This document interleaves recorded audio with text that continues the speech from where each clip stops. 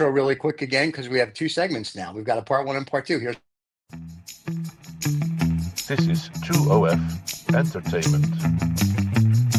Well, here we go. It's the man that promises you nothing and delivers.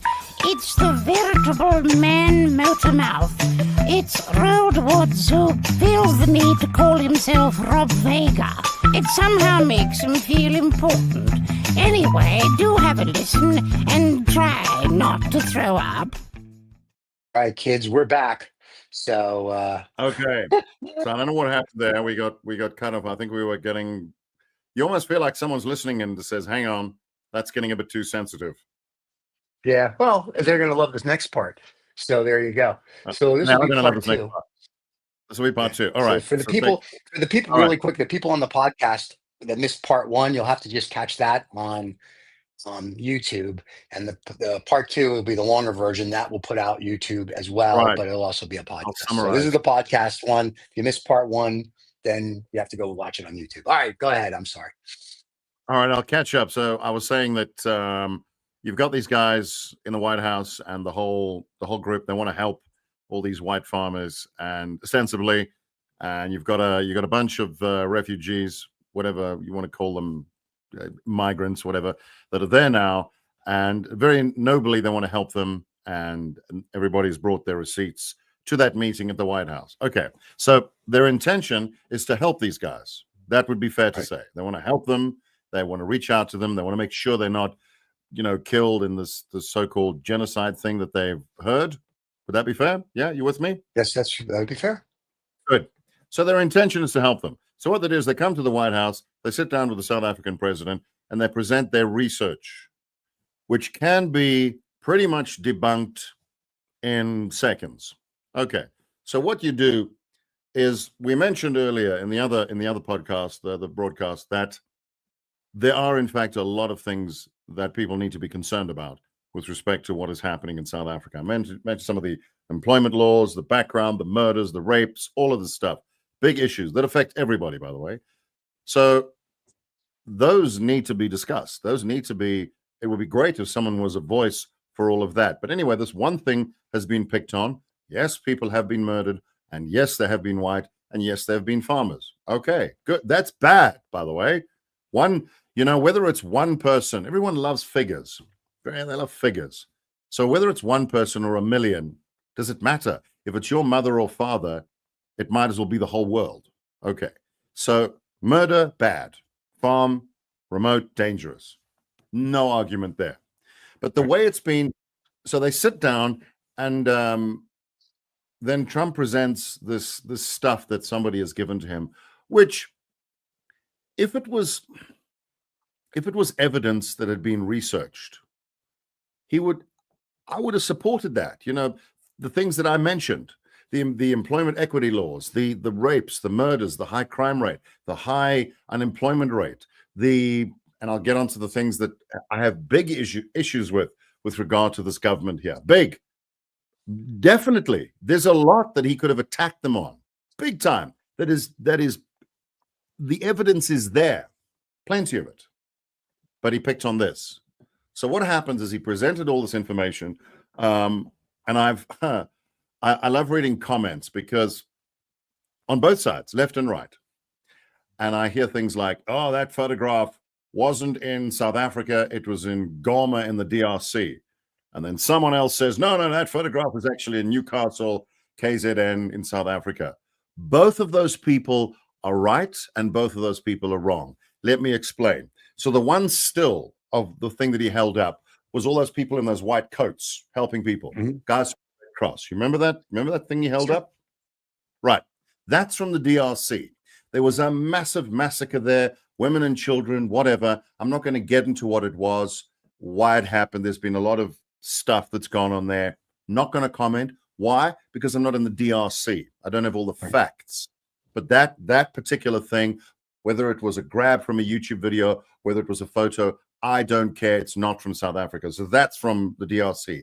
There was another picture of all those crosses, that video. And somebody took it. It looked like drone footage. It was drone footage of all those crosses. And Trump said these are burial sites. The world's tiniest burial sites. honestly. Right. Okay. Here's what happened on that particular one. This I do know. There was a couple murdered. There was a farm murder there. Bad, not good. And people were protesting about it. They launched this massive protest about that farm murder and tons of others. Okay, and they planted all these crosses as a memorial, as a form of protest to show their support, their solidarity for these people that had been brutally murdered.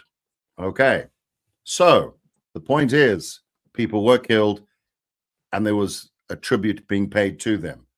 Right. That's a fact. Now, if you present it as something else and say these are burial sites of all the thousands of murders, easy to debunk. So what happens is, if you're sitting on the other side of the world and you see that video, and then someone presents you with evidence to show that that's fake, you think the entire thing is bullshit. It's not entirely bullshit. But the problem is a very important message has now been lost. You see what happens when you don't get all the facts. You come across as non-credible, and then anything important that really needed to be spoken about is just swept under the rug. So what has happened now is that you were trying to help those people, and you've literally given not you, Steve, you've given tons and tons of fuel and power to the other side. That's what you've done. So if a white, let's just use the language. If a white Afrikaner farmer decides he's had maybe his family was killed and he managed to escape, and that does and has happened. To what extent? Not commenting, but that has happened. And he decides enough is enough. He applies for refugee status in the US. Based on that, he feels under threat, which he's entitled to, and he says, this is what's happened to me. You get some clown that, no, this is all bullshit. We've seen this thing that you're all getting slaughtered. We've seen that video. That was just a memorial. It's not happening. So you've shot him down.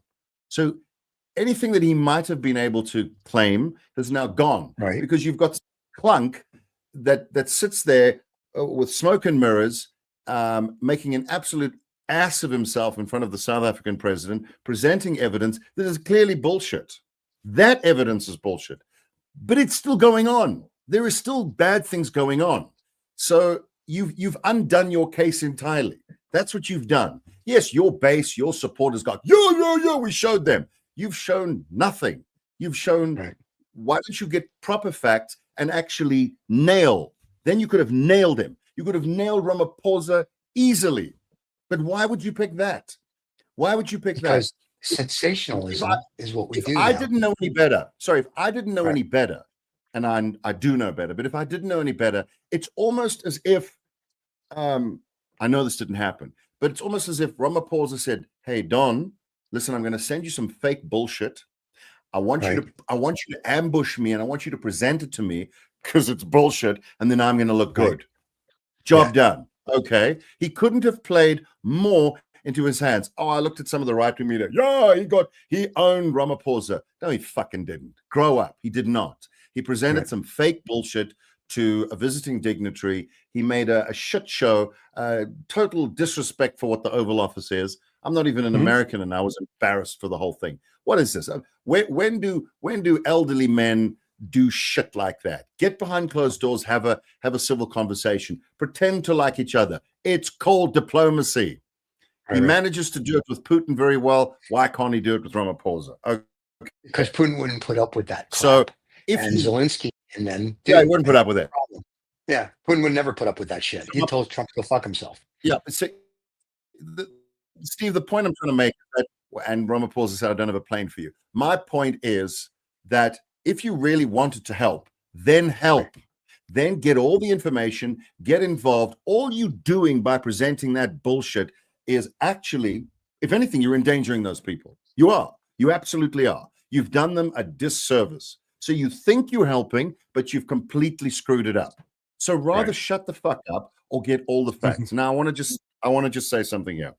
I'm going to attack the other side now. I love attacking. Brilliant. I don't mind. I'm not saying I know everything. Right.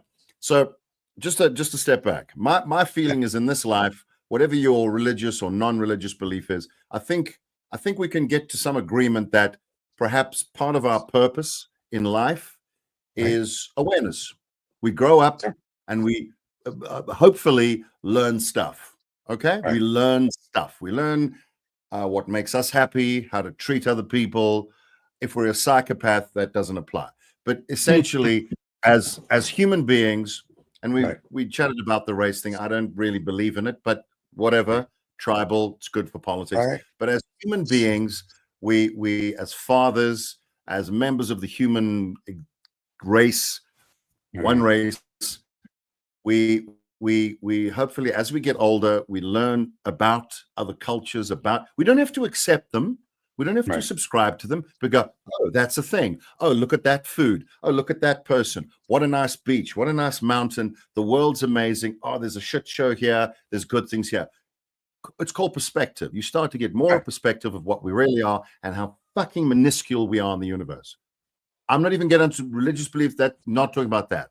But I think we can agree that we have to learn stuff, to find out, to learn, to whatever. Now, part of that is you've heard it said, an opinion is fine as long as it's an informed opinion, because what opinions lead to emotion, which lead to judgment, which can lead to conflict, which can lead to big problems. So the point is, if you have an opinion, which is a very powerful tool, it needs to be informed.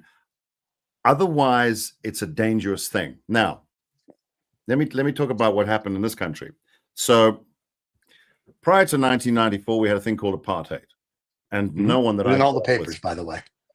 Yeah, and it's apartheid. It's not apartheid. It's apart, and hate. Like I don't like you. Apartheid. Apartheid. That's what it is. Separateness. Now, it's the tragic consequences of that policy were there, evident. Hence sanctions. Hence, a global effort to eradicate it. At the time, I came here towards the end as it was wrapping up, and then lived through the transition and then first democratic elections.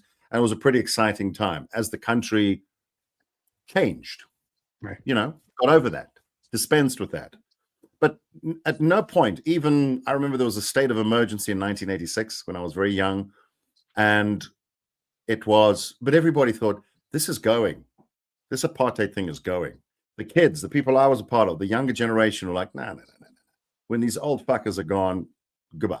We knew that. We just knew it was going. No one at the time of my generation thought, hey, no one. Okay. So it was on the way out culturally in terms of how society worked. How we were going to deal with the ramifications afterwards, we didn't know, but we knew it had to go. Okay, that was the sense in the 80s and into the early 90s. Then, obviously, February the 11th, 1990. I remember that date very well. Nelson Mandela, Madiba, was released, and that set the ball rolling and things got going. Okay, and then in 1994, 27th of April, 1994, we had our first democratic elections, and there we go. Click, click. Prior to that, those elections happened because, I'm just going to call it what it is, only white voters were allowed to vote before that. And a referendum was held, and about 70%, I think it was about 67% of the white population said, get rid of it. So they did. So that meant 33% thought, please leave it. Now, that 33%, I can quite honestly tell you, were of an older generation. They're in Australia, the UK, or you've got some of them there. They're certainly not here, or they are dead. Okay. The point is, the 67% of white folk, which were ostensibly younger folk and people with a brain, are still here. So they wanted to be a part of whatever the new country was. You're going to go, what's it got to do with the bullshit at the White House? I'm getting to that. So everybody in South Africa kind of bandied together on the 27th of April, 94, and said, right, let's do this. The ANC got in, and they were handed the keys to the castle. There you go. The National Party, which was the apartheid government, they owned everything. They were the dominant, whatever. They were the government of the day. There they were. And they said, there you are. The keys are yours. Have at it. At that point, that new administration had a task of resetting the country, growing things, building. starting afresh, bringing people together, educating, building. All right. They had all the they had the taxpayer base, billions. They had access to everything. To use an American terminology, they had the nuclear codes. And at that time, I think we still were a nuclear country. Anyway, the point is they had all the power. They were in charge. They were the boss. Yes, it happened to be a black majority government because that's the demographics of the country. So what? Doesn't matter. I think I might have actually voted for them at that point. Okay. So everyone was like, let's do this.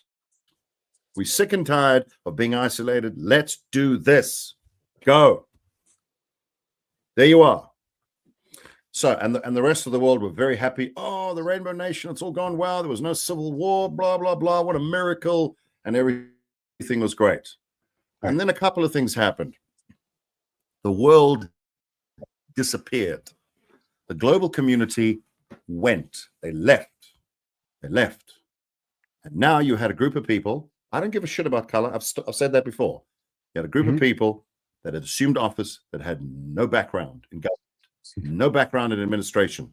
There had been a liberation movement, quite rightly so, to get rid of apartheid. But now they were in the castle. They were the kings, and they didn't know what the fuck they were doing. I wouldn't have known what I was doing. Why would you? If you said to me, Steve, pick a company in the state. I don't know, Dell, go run it. In 3 months, they'd be bankrupt, maybe a week, because I don't know how to run a company. I don't have the experience. I would need the management.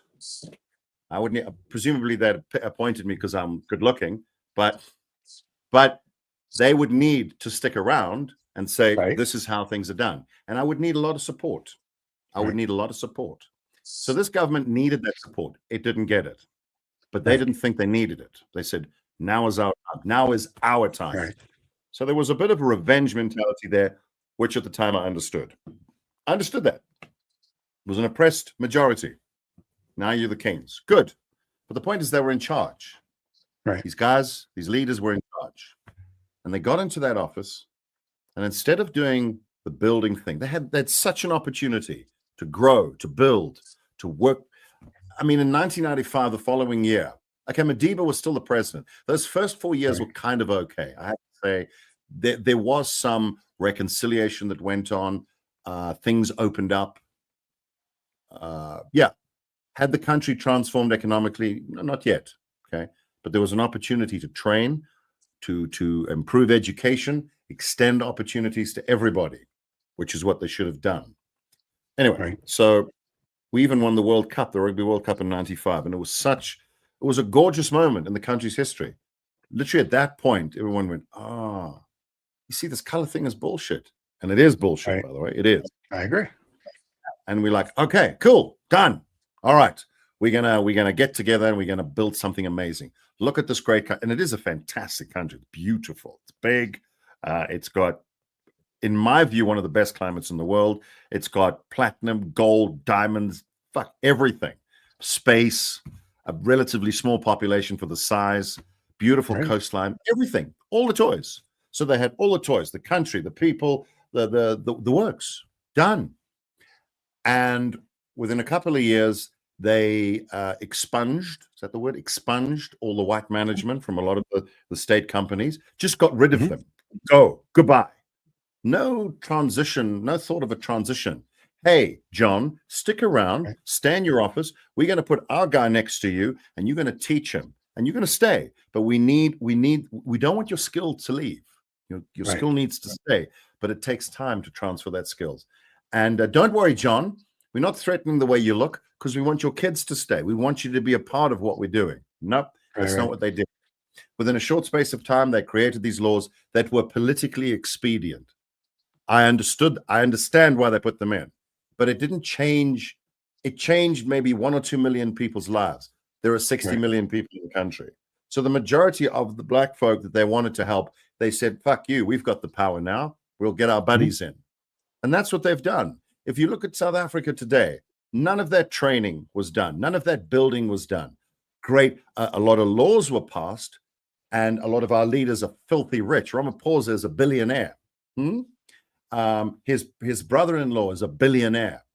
right? They've got money coming up the wazoo. What the fuck does he know about ordinary people? Nothing. Zero. He forgot where he came from. If anything, he should have understood the history. And he, whatever. So the point is, these guys got in and they trained no one. And then in 2000, now let me just spool forward to today. So Sure. What has happened now, because I could go on and on and on, and people don't want to hear Sure. that. What has happened now in 2025 is all those opportunities for building, educating, gone. So what it means, I love the stat that's been passed around. They talk about how there's this white minority that still control the economic landscape. Right. No one stopped the black majority from moving in. No one. Do you know who stopped the black majority from moving in? Do you know who stopped the black majority from being educated and getting ahead? The black majority. Yeah, the black majority stopped Not themselves. the white folk. I can tell you now, the group that I'm a part of welcomed the change. They wanted to see it. They wanted to see the benefits being extended, the things that people had been denied. Everybody should have that option. But no, that's not what happened. It was like, all you people with your skills, go. I was too young. I wasn't a part of that. But they told all these people, go, get lost. So those particular state organizations fell apart. Of course they would. There's nothing to do with color. They didn't know what they were doing.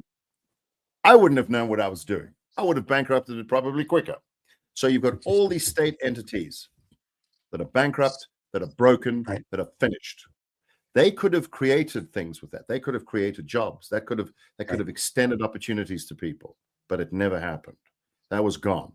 So now we have a leader who sits in the White House, and he comes back here as well and says, I want to extend these racial laws because the echoes, the evidence of apartheid is still sprayed across the country. Of course it is.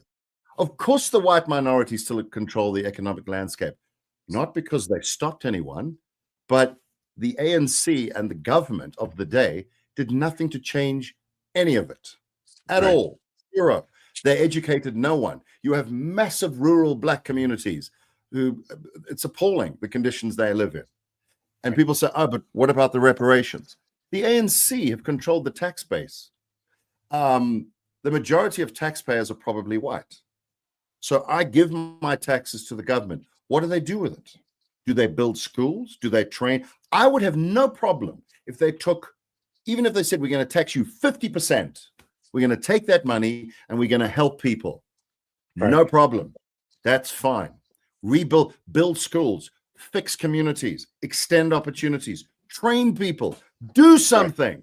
They did nothing. They enriched themselves. They extended. The famous thing they do now is they'll put out a tender, and then their friends will bid on the tender and win the tender. So it's a small group of people, just like Trump has a small group of people. Like I said, Cyril and Donald are the same people. So they extended to their small group of people. The majority of black people, totally out. They've benefited zero from the so-called change. I actually said something to a colleague of mine in the newsroom at the station where I work, the radio station I work. I said to her, and she happens to be a young black woman, by the way, super smart, just became a young mother, and we got on well. She's my newsreader, lovely, smart woman, very switched on. And I said to her, I said, I want to bounce something off you. And I mean, coming from someone like me, it might be taken the wrong way, but I am of the view that the current ANC government, the current South African government, hates black people just as much as the National Party did. And she went, yes, I agree. Wow. And I'll tell you why I say that. Because this government that we have, the way they treat the majority of people who happen to be black people, they think they're all stupid. They're not going to figure out that they're stealing their money. They're stealing everything. They're not fixing things. You can look up, we've got the Eastern Cape province of this country is a shambles. Nothing works. Oh, well, it's black people. But who's in charge? Black people. That's the thing that's crazy about it. So it's not race, it's power. It's about power. So as I said to you a couple of podcasts ago, take race out of the South African picture, and then you start to find out what's really going on. What's really going on. We've got our own Donald Trump, and his name is Cyril Ramaphosa. Yeah, he's got a slightly different personality, but he's all about serving himself, enriching himself, looking after his buddies. They don't give it. Ramaphosa drove through Joburg the other day. You know, we've got the G20 coming to South Africa, I think in October, November. You know about that. We're hosting the G20. Right. So he takes a drive. He takes a drive through Joburg, which and some of the areas around Joburg, and he goes, oh my God, it looks terrible. Yes, fucker. This is what your people have done. And when I say your people, the ANC government, they've stolen all the money. They've handed it to their buddies. They've done fuck all. Nothing. And then you got the balls to stand up and say, wow, the vestiges of apartheid still remain. Yeah, because you kept it going. You got into the the castle and you went, hang on a second. This is actually very nice being in charge and having access to this money. I think I'll keep it. I'm not going to. It's just extraordinary. And people, they keep talking about all the white people who own the land and the white people who run the economy. No one is stopping anyone else from being a part of that. We have all these laws that was supposed to help black folks, black economic empowerment, what it's called. Yes, but you still need to train people. You still need to educate people. And they've done none of that. Zero. I mean, you don't want to do that. The corruption, exactly. You don't want them to you don't want them to become smart and literate because they don't know what you're doing. Hang on. In defense of this large, because, you know, I've gotten to the point where I'm so sick and tired of color. The majority of black folk in this country, they're not stupid. They're not stupid at all. There's some super bright people. We've got some, I mean, amazing people. You can go to the back end of the back end in this country and talk to a guy. And but my point on that, but my statement, but I say that though. I will go there with maybe a friend of mine who speaks some of the language. I can speak some of the languages slightly, but you go to someone, you speak to him or her with their language, and you will find out there's a shitload going up in here, but they don't have the background, they don't have the education, and because they don't have the education, the opportunity is denied to them. And who did that?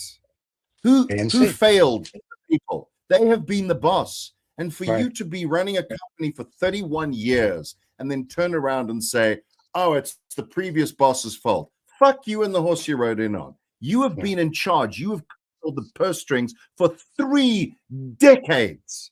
Look at what China's done in 10 years. Okay? Look at what can be done with money and resources. I'm not saying we're China, but this is not. I hear it being often. I hear people say South Africa's a poor country. No, it is not. There's a massive McLaren dealership here. There is Lamborghinis, there's Ferraris. There is massive money here, big money.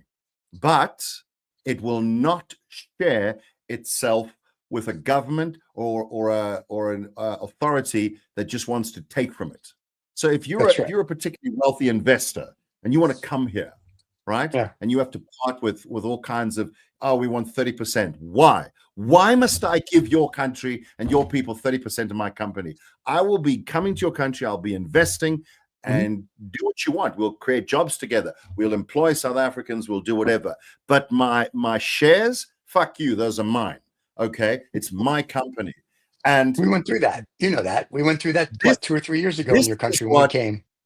This is what impacts the country's growth. And there's this feeling that the entire world is responsible for what happened. No, not even the white folk. Most of the white folk left here are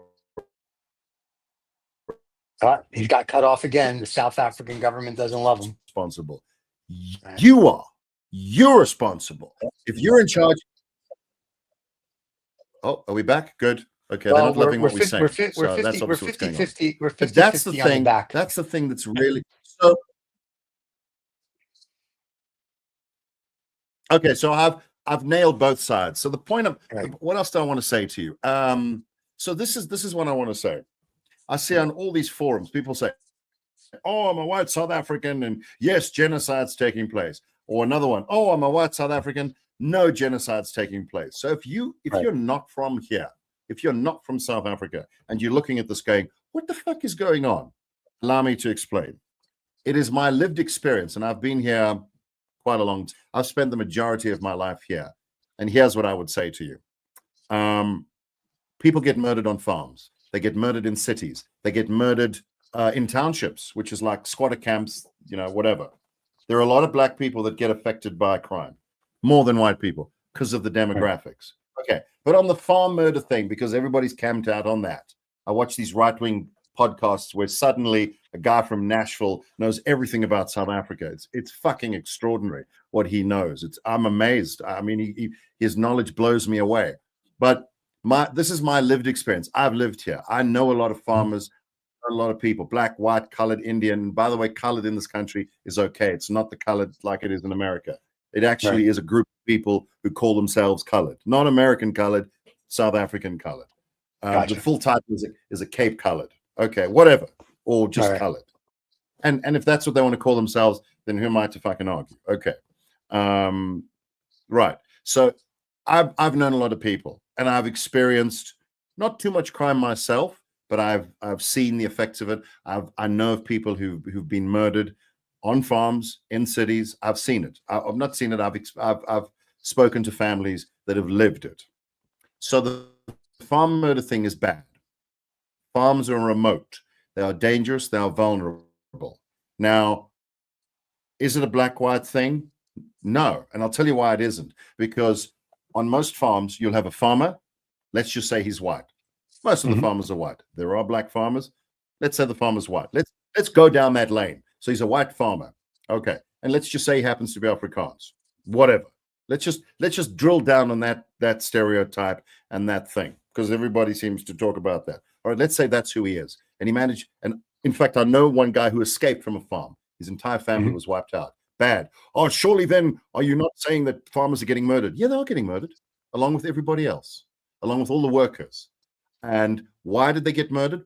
Poverty, opportunity. Why do people rob farms? Why do they murder people? Now, this is the part I want to talk about.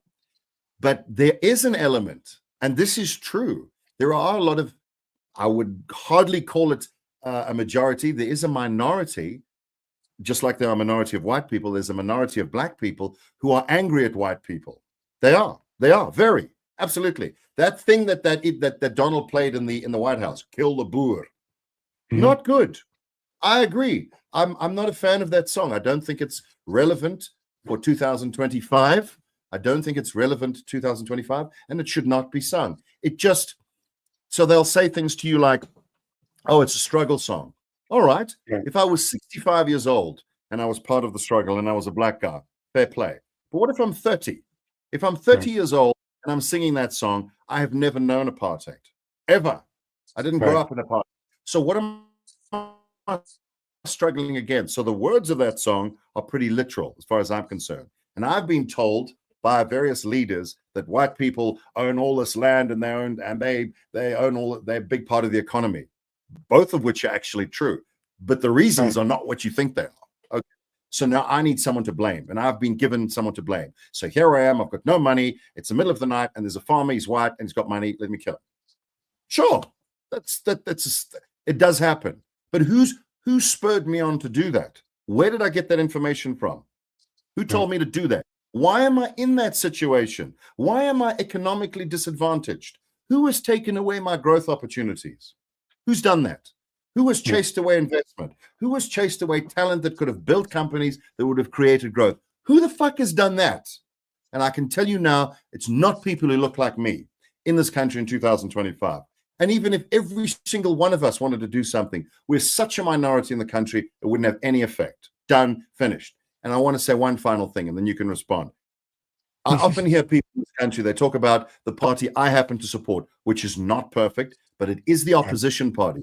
It's not the EFF, by the way, the guy who was singing that song. The EFF is a minority party. They got 8, 9, 10%, maybe, tops, not even. The DA is well over 20%. So it's a much stronger party. And the latest polls put them neck and neck with the ANC. So maybe in the next election, they get in. Not because I'm a massive fan of the DA. I'm not. There's a lot of things wrong with it. But it's better than what we've got. And the other parties available they're just steeped in racist bullshit where I wouldn't have a part in it. So why would I be a part of that?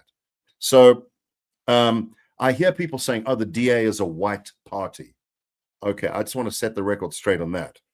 The ANC combined with the National Party, there was like a government of national unity after the 94 election. The previous president was Prime Minister or President was F.W. de Klerk. Mandela and de Klerk won the Nobel Peace Prize, I think, in 94, 95 because of the transition of South Africa.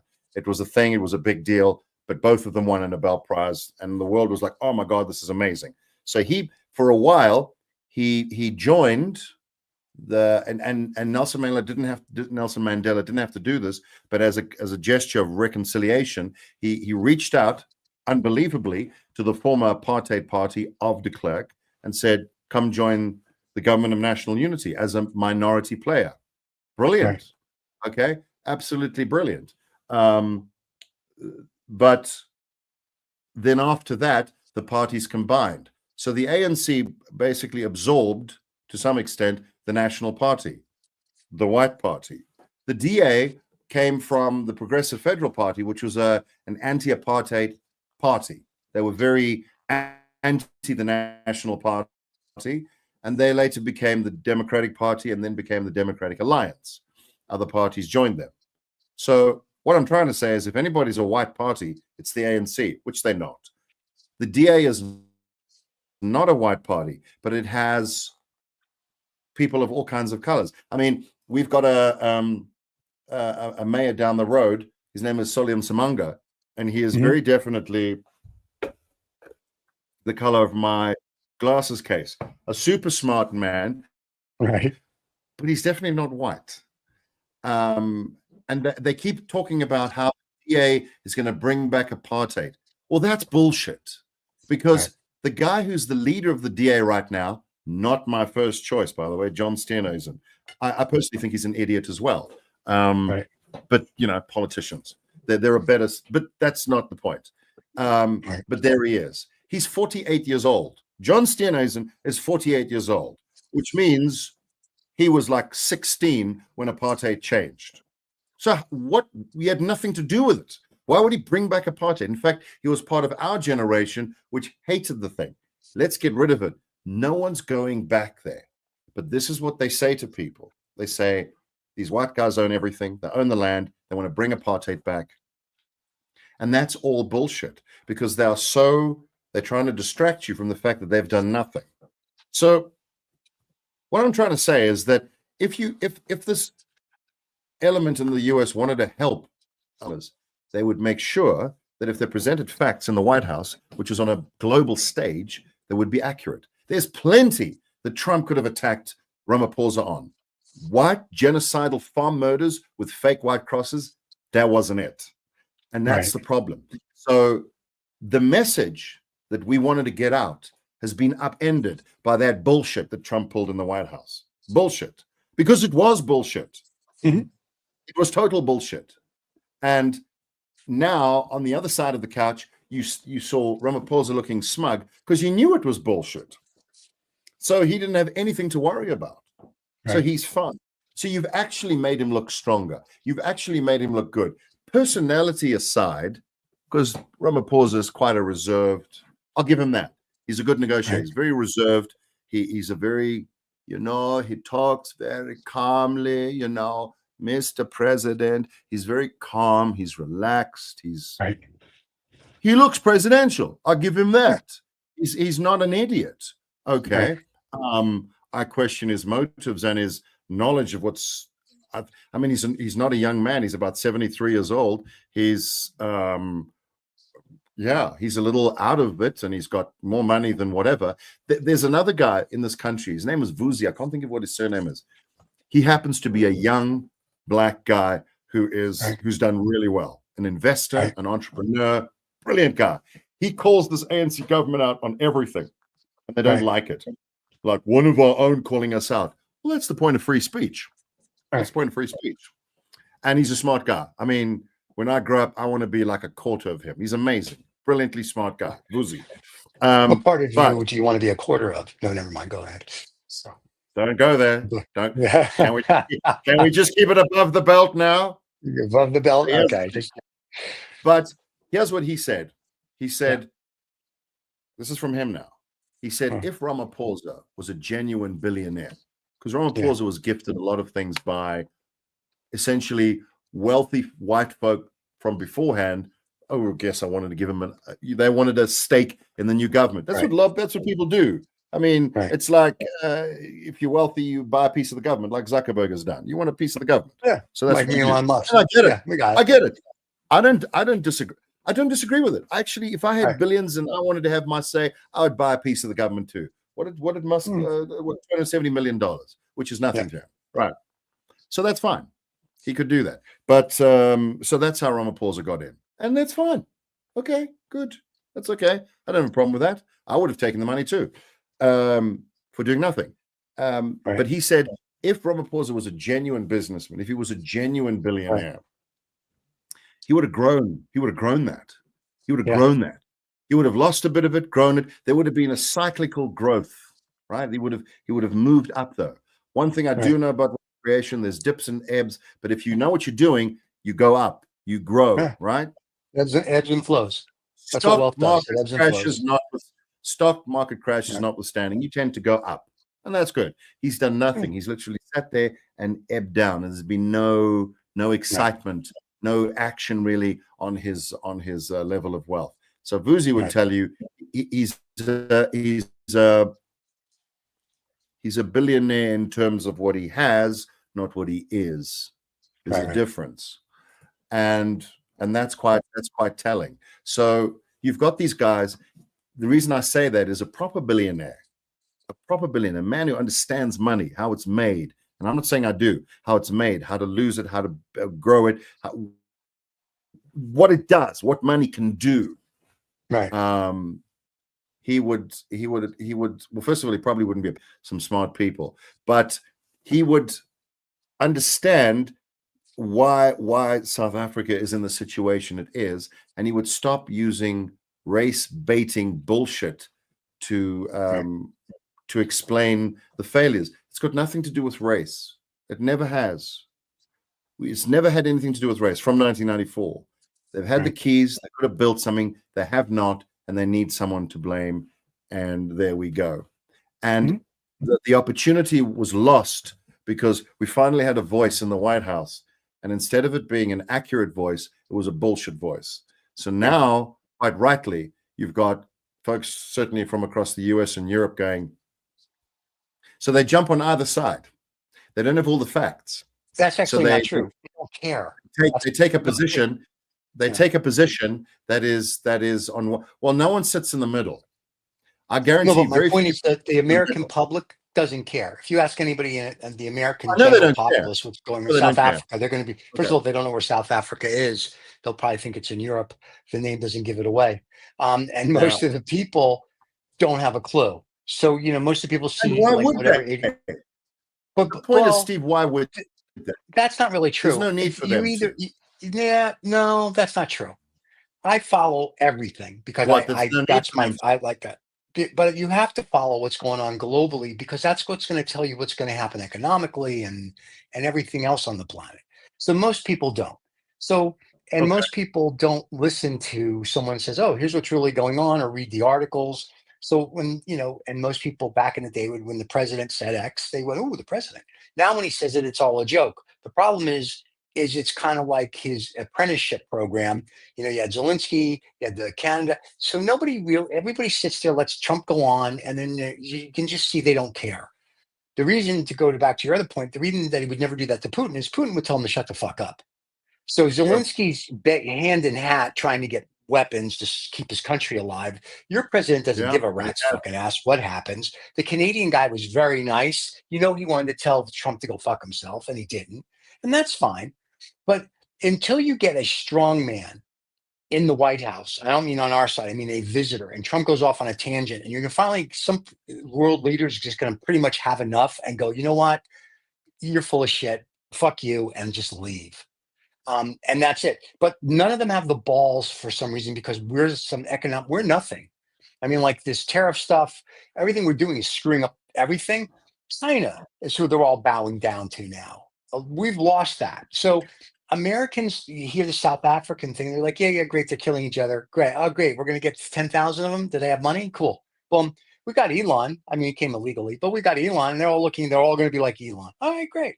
The problem is nobody cares because they're all worried about their little world, and nobody really cares what goes on anywhere else. And that's sad. So, I mean, I'm glad you explained it all, which is very cool. But for the most people, they don't know. I don't disagree with you at all. I don't think they care. But I take the view, and I've lived there. I've spoken to people. Right. I've been to 31 states. I hope to get to the other 19. Right. Or could it be 20? No, it's not for sale. Prince Charles said that yesterday. Yeah, it's Prince not for Charles sale. said Canada's not for sale. What did Mark Carney Yeah. say? Mr. President, there are some places that are for sale, and there's some that are not. Like Buckingham Palace, like Canada, it's not for sale. Right. I do find though that that King Charles's visit was the timing was extraordinary, and I know why they did it, to just go we this is Canada. Yep. You're America, we're Canada. Not the same as you. And there's a lot that one can say about that. But no, for me, Stephen, it's disappointing. I know why people don't care. Look, when I lived there, I'll be full disclosure. I got into what I would call a New York stroke American mindset. Right. And what it told me is that I didn't have to care. I don't have to care. Mm-hmm. You can say what you like about America, and I've said this before. For all its faults and whatever, it's still one of the best countries. It is. It's run very well. I'm not talking about the presidency. I'm not talking about stuff. The ordinary, the shops, the way people, the service. You can moan about your service as much as you like. It's better than anything I've encountered anywhere. The service is great. You go into stores, kids understand what they got to do. The level of education is high.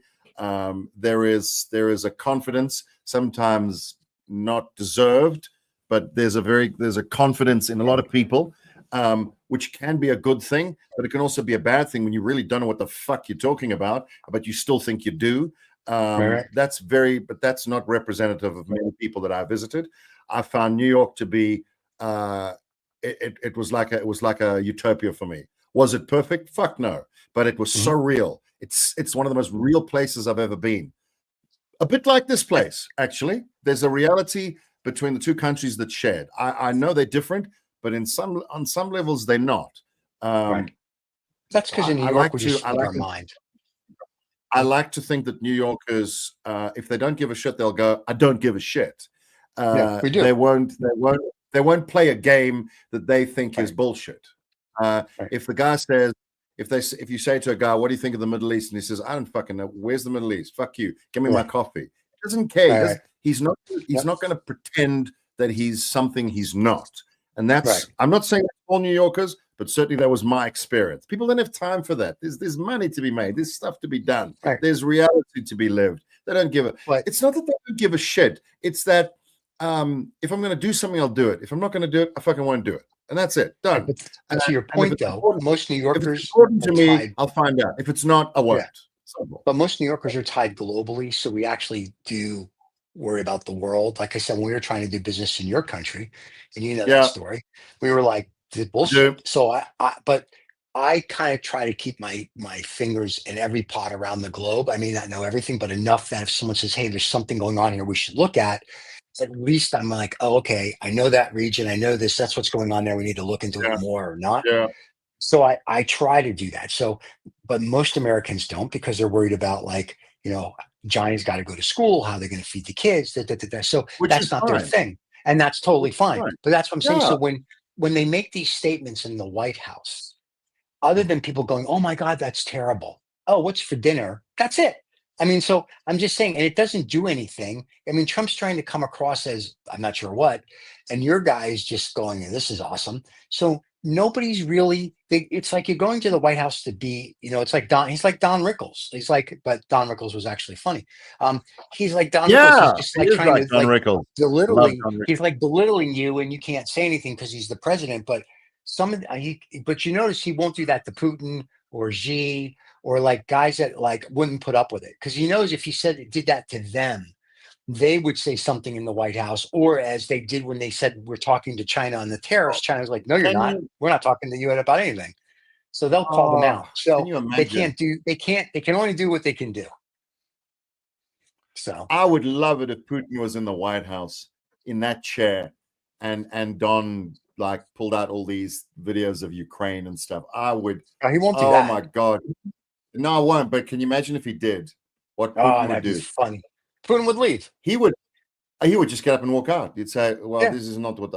He would babble something in Russian. He would Yeah. gesticulate to his people, and they'd leave. And they say, "Well," Yeah. and Donald would be like, "Hey, Vlad, where you going?" And he would just ignore him, and he'd walk out the room. He wouldn't even That's get what angry. Zelensky.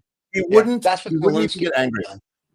When Zelensky was there and the vice Yeah. president was going off on whatever bullshit he was saying, Man. Zelensky should have said, "Gentlemen, thank you for your time. Have a wonderful day," and just left. That would have done more than anything.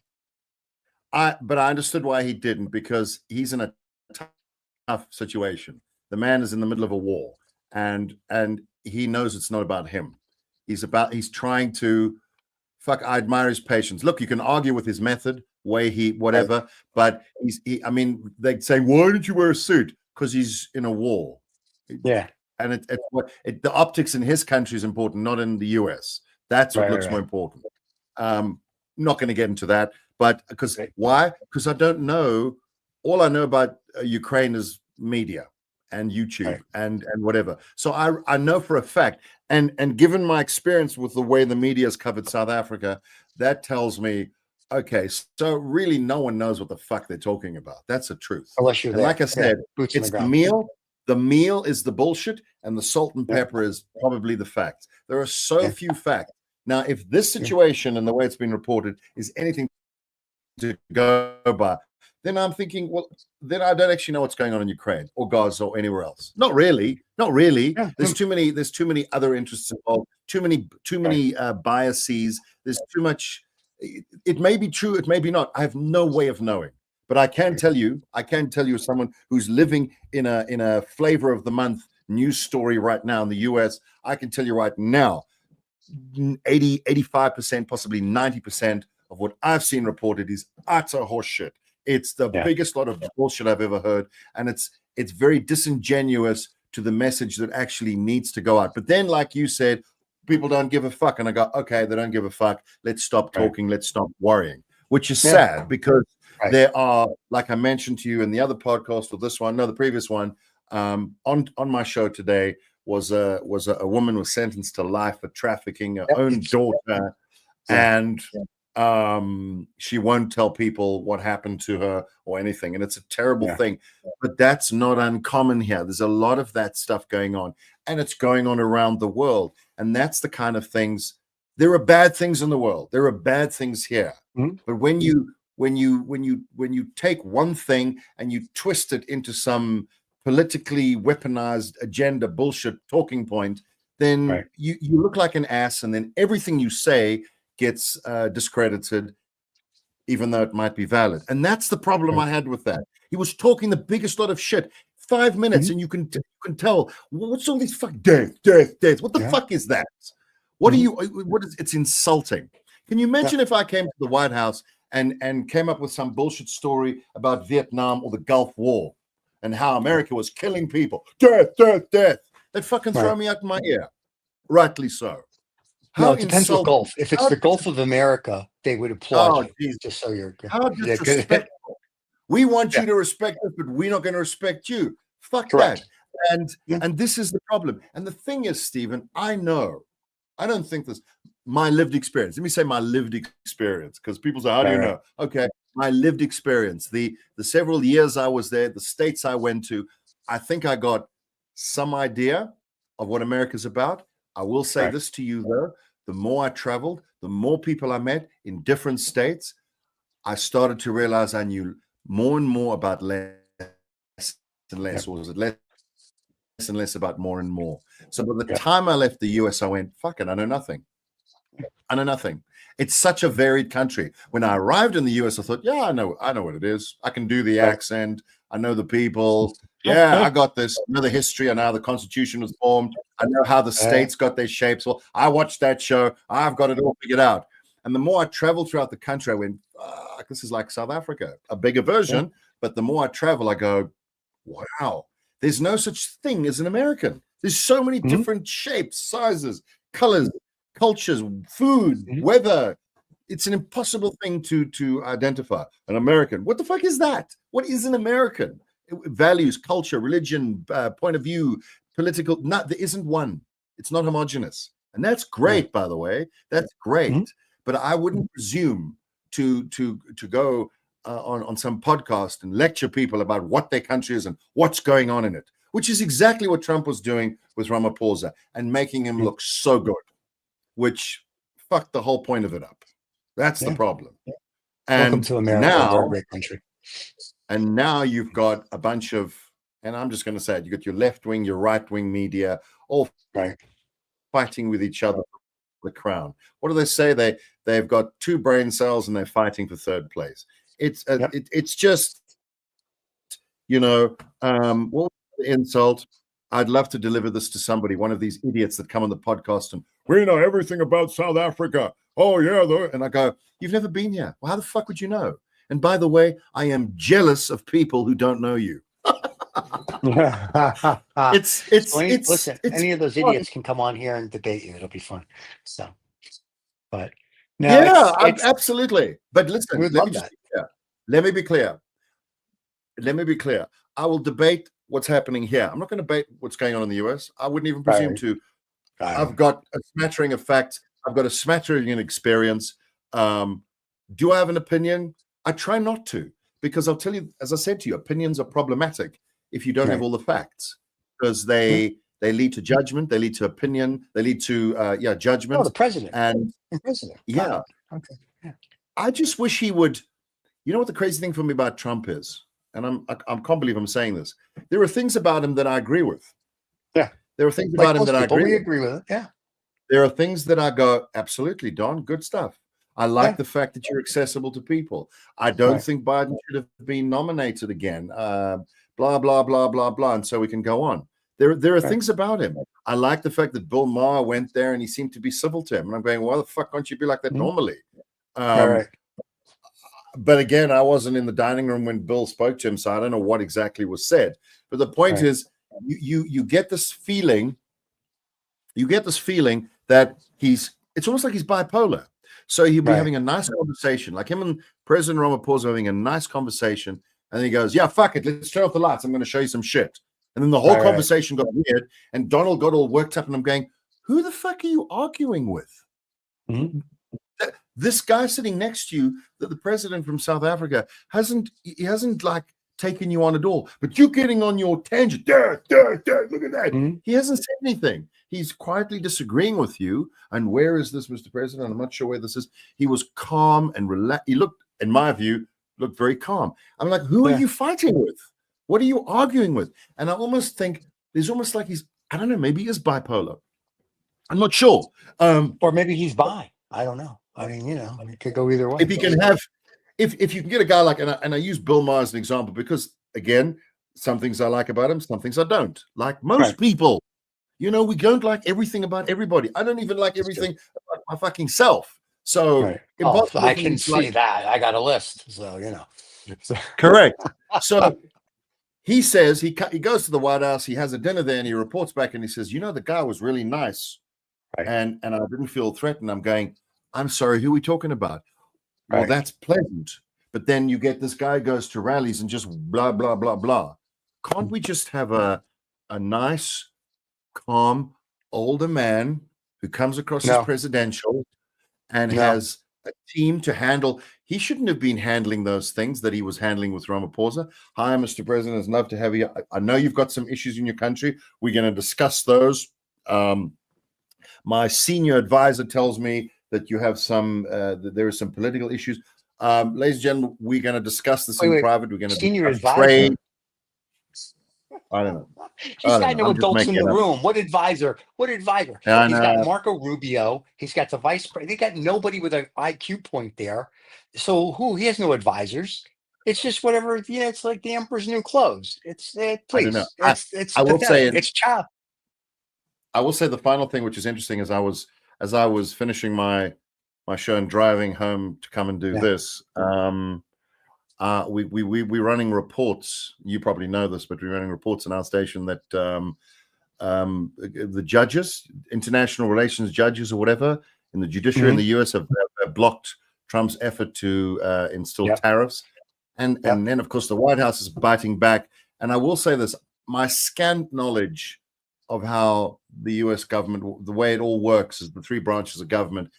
And again, scant knowledge, but I know each one is supposed to be a check and balance on the other. Yeah. So the executive branch is not more powerful than the judiciary and the legislative, whatever. The point is, the judiciary is now calling out the executive branch, and then you have the executive branch folk going, no, we can do whatever the fuck we want. You mustn't stop the president. And they say, no, Congress is supposed to do all these things. So rather just follow the procedure and do it in Congress. You can't just hold up a fancy bullshit chart and say, we're going to tariff all these people. It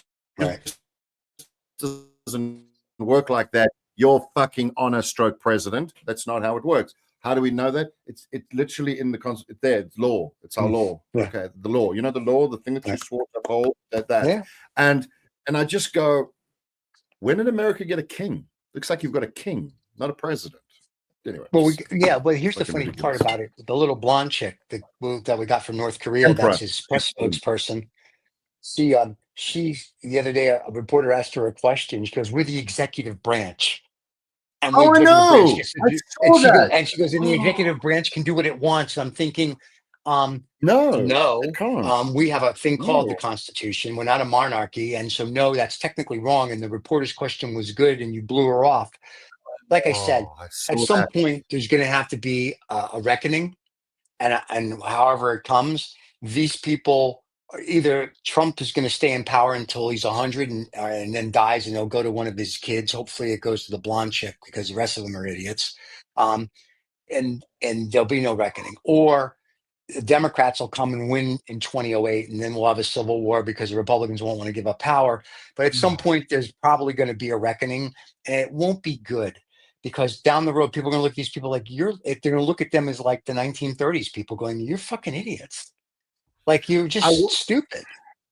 That press secretary thing is, she's younger. She's younger than my daughter. So just to give you an idea, she's younger than my daughter. But if you line 10 of her up and you blow in her ear, you make a good wind tunnel. So. But seriously, Stephen, I mean, she is. I look at her and I go, I'm honestly looking for, I don't know, Stephen Miller, or because I don't think it's Donald Trump. I think Stephen Miller might be directing her. Or Bannon. Bannon. I mean, okay, we're going to wrap now, but I will say this: the thing that really is troubling when you watch her is no sense of humility. Like, let me take your question, Stephen. You could say something I disagree with, and I go, okay, Stephen, with respect, I disagree with you, and blah blah blah, and thanks very much. You raised a valid point. But this is whatever. But she goes, no, why did you ask that question? That's a shitty question. We can do whatever the fuck we want. And I go, grow up, you silly little child. That's a journalist right there who's asked you a valid question. You may not agree with it, but can you respond, please, like a fucking adult? I'm sorry, that is not an appropriate question. Thank you. Just cool your fucking jets. Just die. But then when you realize she's actually a baby, you go, well, that's why. She needs a good 20 years on her. Stephanopoulos, when George Stephanopoulos was working for Clinton, he was the same age, and he handled it perfectly. D.D. Myers, same thing. Because we got her from North Korea. In North Korea, they can talk to the journalists like that and then shoot them. Here, she can talk to them like that, but we can't shoot them. So that's the problem. So I'm sure that'll be a new thing he'll sign into law. What I find extraordinary is, and as I say, I'm just seeing it the way it is. He was very clear. Trump was very clear about he was going to protect freedom of speech. I seem to recall him saying that when he was ready.